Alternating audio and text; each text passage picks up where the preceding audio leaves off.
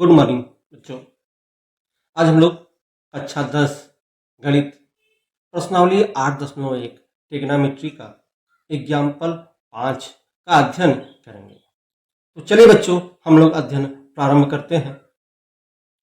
उदाहरण 5 आपके NCERT book में एग्जाम्पल 5 क्या है? इसमें दिया है कि त्रिभुज OPQ में जिसका कोण P समकोण है, OP बराबर 7 सेंटीमीटर और OQ माइनस PQ बराबर 1 सेंटीमीटर, तो साइन थीटा और कास थीटा के मान ज्ञात कीजिए। और यह चित्र आपकी किताब में दिया है।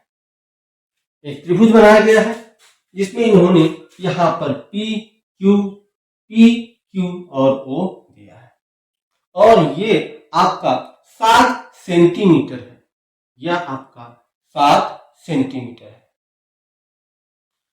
बच्चों यहां देखिए, यह आपका P, यह आपका 90 डिग्री है। और बच्चों यहां पर देखिए किस कोण की चर्चा हो रही है? साइन थीटा, कास थीटा, अर्थात थीटा की जो है चर्चा हो रही है।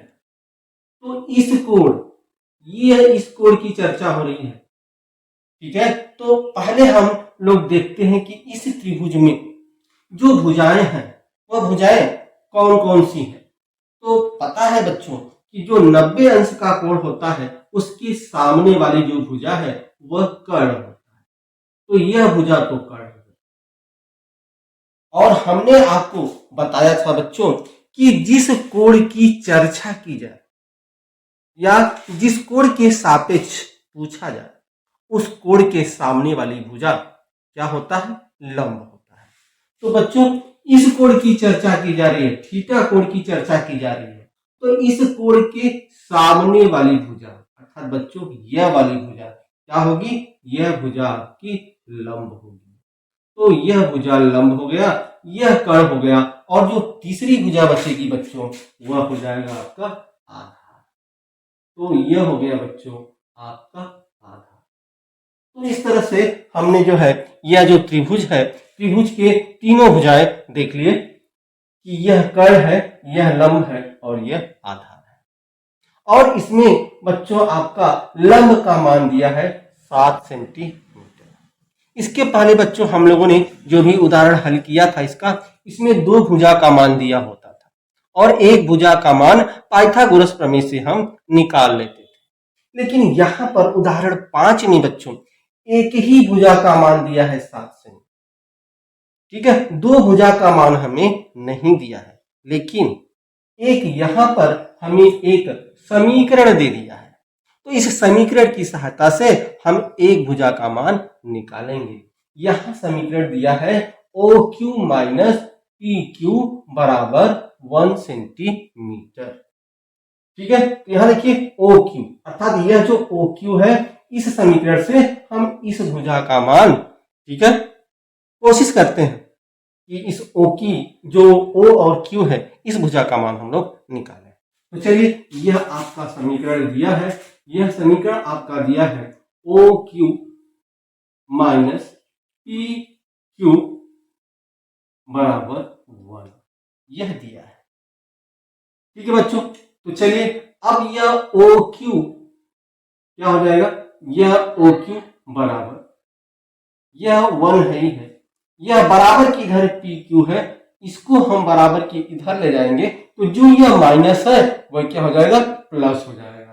तो यह हो जाएगा प्लस PQ। ठीक बच्चों, और इसको हम बना लेते हैं समीकरण 1। ठीक है, यह हो गया समीकरण 1। तो यह जो कर्ण है अर्थात यह जो OQ है इसका मान 1 प्लस PQ आ गया। चलिए अब हम इस त्रिभुज में पाइथागोरस प्रमेय का प्रयोग करते हैं। तो यह आपका त्रिभुज POQ में पाइथागोरस प्रमेय से, अब पाइथागोरस प्रमेय हम लोग पता है बच्चों कि यह आपका लंब है, तो यह आपका क्या होता है, यह आपका लंब का स्क्वायर प्लस आपका आधार का स्क्वायर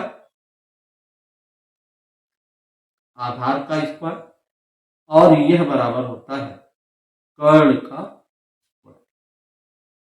ठीक बच्चों, अब हम यहां देखते हैं कि लंब क्या दिया है, लंब आपका 7 सेंटीमीटर दिया है, अर्थात यह 7 का स्क्वायर दिया है, प्लस आधार जो है हमें नहीं पता, तो आधार की जगह हम लिखेंगे पी क्यू, तो यह आधार की जगह क्यू का स्क्वायर बराबर कर्ण, ये देखिए कर्ण क्या है आपका ओ क्यू है, और ओ क्यू बराबर हमने जो है निकाला है 1 प्लस पी क्यू, तो ओ की जो ओ और क्यू की जगह हम क्या लिखेंगे 1 प्लस पी क्यू।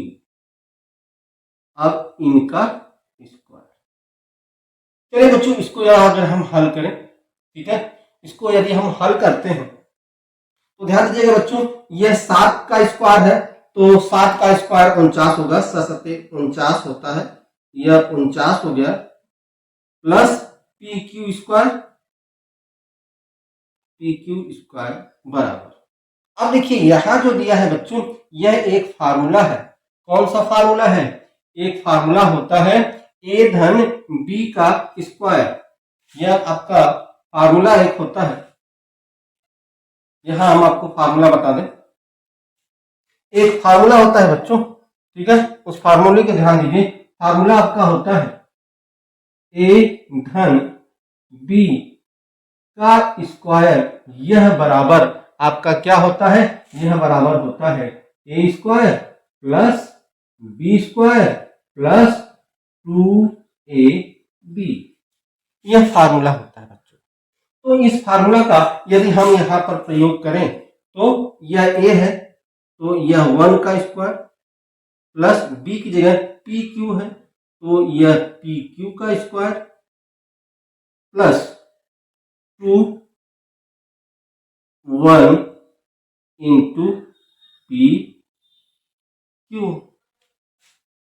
ठीक है बच्चों, अब इसको हल करते हैं हम यहां पे, यदि हम इसको हल करें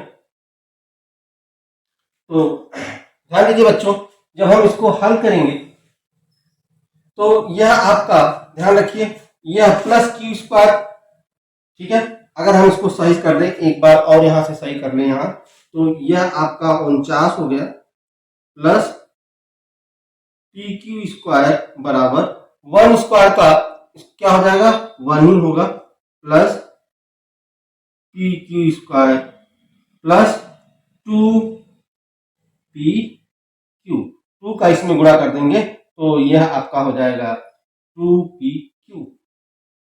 ठीक है बच्चों, अब देखिए यहां यह पी स्क्वायर से यह माइनस हो गया, ठीक है, अब क्या बचेगा, अब यहां बचेगा आपका 49 बराबर, यह माइनस हो गया, अब देखिए यहां पर बचा 1 प्लस 2 पी क्यू।